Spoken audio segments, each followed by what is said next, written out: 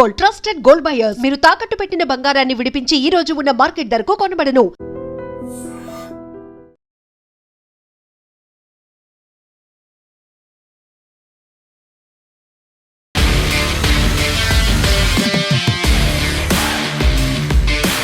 నమస్తే, welcome to iDream talking point with Kavitha. బీజేపీకి రాజీనామా చేసినటువంటి మాజీ ఐపీఎస్ ఆఫీసర్, తమిళనాడు బీజేపీ రాష్ట్ర అధ్యక్షుడు అన్నామలైను వదులుకునేందుకు బీజేపీ అధినాయకత్వం సిద్ధంగా లేదు. ఎలాగైనా ఆయనను పార్టీలో కొనసాగే విధంగా బుజ్జగింపుల పర్వం కొనసాగిస్తోంది. పార్టీకి రాజీనామా చేస్తూ ఆయన ఇచ్చినటువంటి లేఖపై ఇంకా బీజేపీ అధిష్టానం ఇప్పటిదాకా ఎలాంటి నిర్ణయం తీసుకోలేదు. కేంద్ర హోంశాఖ మంత్రి అమిత్ షాతో భేటీ అయ్యారు అన్నామలై. తొందరపాటు నిర్ణయాలు వద్దని ఆయనకు అమిత్ షా సూచించినట్టుగా సమాచారం. అయితే ఇప్పటికే రంగంలోకి దిగినటువంటి మోదీ, షా టీం అన్నామలై చెబుతున్న సమస్యలకు పరిష్కారాలతో పాటుగా భవిష్యత్తు పైన కొత్త ఆఫర్లు ఇచ్చినట్టుగా తెలుస్తోంది. దీంతో అన్నామలై నిర్ణయం ఏంటనేది అత్యంత కీలకంగా మారింది. కె అన్నామలై తమిళనాడుకు చెందినటువంటి ప్రముఖ రాజకీయ నాయకుడు అండ్ మాజీ ఐపీఎస్ ఆఫీసర్. జూన్ 2026 స్టార్టింగ్లోనే ఆయన భారతీయ జనతా పార్టీకి రాజీనామా చేశారు. సొంతంగా ఒక నూతన రాజకీయ పార్టీ స్థాపించే దిశగా అడుగులు వేస్తున్నట్టుగా కూడా వార్తలు, అనాలిసిస్లు వినిపించాయి. 2011 ఐపీఎస్ బ్యాచ్ కర్ణాటక క్యాడర్కు చెందినటువంటి ఐపీఎస్ అధికారిగా బాధ్యతలు స్వీకరించారు అన్నామలై. కర్ణాటకలో సమర్థవంతమైనటువంటి పోలీస్ ఆఫీసర్గా ఆయన పేరు తెచ్చుకున్నారు. అయితే 2019లో అంటే జాయిన్ అయినటువంటి కేవలం 8 ఏళ్ల కాలంలోనే ఐపీఎస్ పదవికి ఆయన రాజీనామా చేశారు. 2020లో బీజేపీలో చేరి చురుకైనటువంటి పాత్ర పోషించారు. ఆ తర్వాత తమిళనాడు రాష్ట్ర అధ్యక్షుడిగా ఆయన బాధ్యతలు స్వీకరించారు.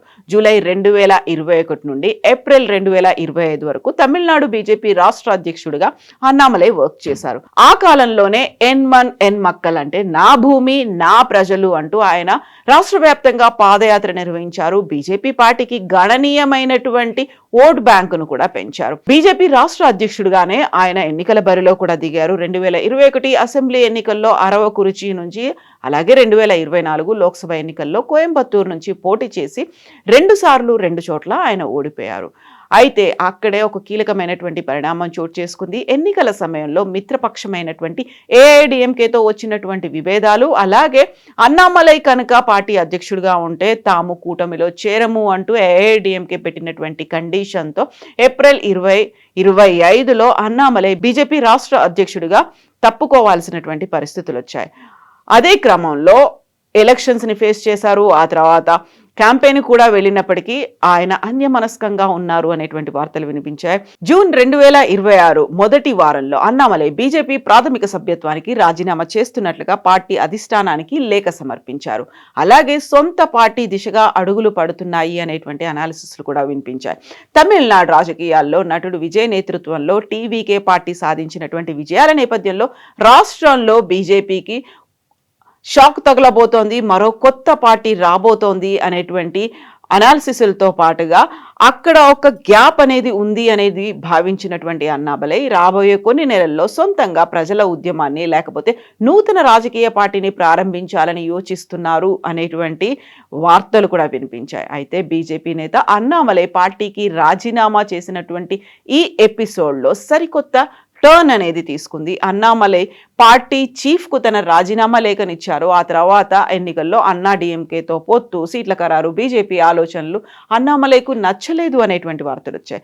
పార్టీ బలం పెరిగే సమయంలో అన్నా డిఎంకేతో పొత్తు నష్టం చేస్తుంది అనేది అన్నామలై చెప్పినప్పటికీ కూడా బీజేపీ వినలేదు అనేటువంటి వార్తలు వస్తున్నాయి. దీంతో సొంతంగా తన సంస్థ ద్వారా రాష్ట్ర వ్యాప్తంగా యాత్రకు అన్నామలై సిద్ధమయ్యారని, తాజాగా బీజేపీ చీఫ్తో పాటుగా కేంద్ర హోంమంత్రి అమిత్ షాతో భేటీ సమయంలోనూ తనకున్నటువంటి అభ్యంతరాలు, భవిష్యత్తులో చేయాల్సినటువంటి ప్రణాళికలు, ఆలోచనల గురించి అన్నామలై స్పష్టం చేసినట్టుగా తెలుస్తోంది. అయితే అన్నామలైను వదులుకోవడానికి ఇష్టపడట్లేదని బీజేపీ అగ్రనాయకత్వం ఇప్పుడు బుజ్జగింపులు ప్రారంభించింది. తమిళనాడు పార్టీ అధ్యక్షుడిని ఢిల్లీకి పిలిపించింది.